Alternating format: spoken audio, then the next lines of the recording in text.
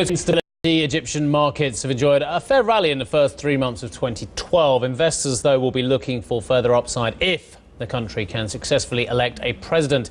In its first democratic poll in 60 years, voting begins today with a runoff between the two top candidates expected in mid-June. Now, Yousef, of course, has been following the Egypt story for many years and will update us on the latest events. Yousef.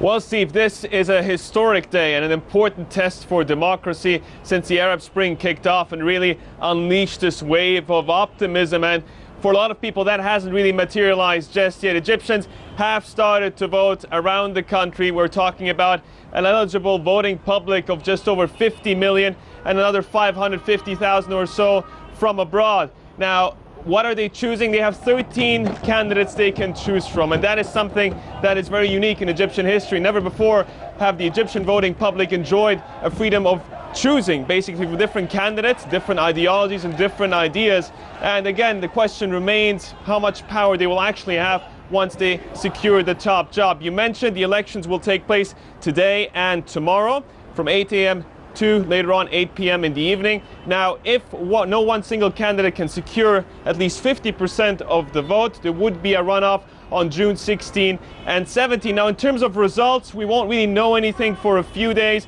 Now, the count officially is supposed to be completed by May 26, and the result will be announced by May 29. Now, there are monitors here on the ground who are, of course, watching the whole process very carefully. The Carter Center has sent some monitors as well.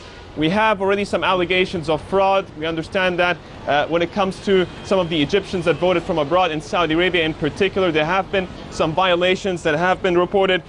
Also remember that in terms of how this whole issue would be secured, the military is on the ground. More than 100,000 soldiers have been deployed.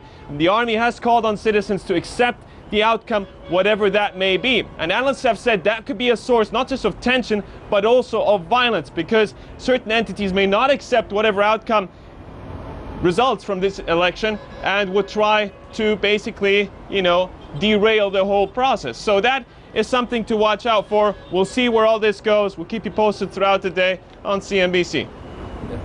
Yousef, excellent. Thank you very much indeed for that, Yousef, updating us on the latest events as we head into the first round of the presidential election.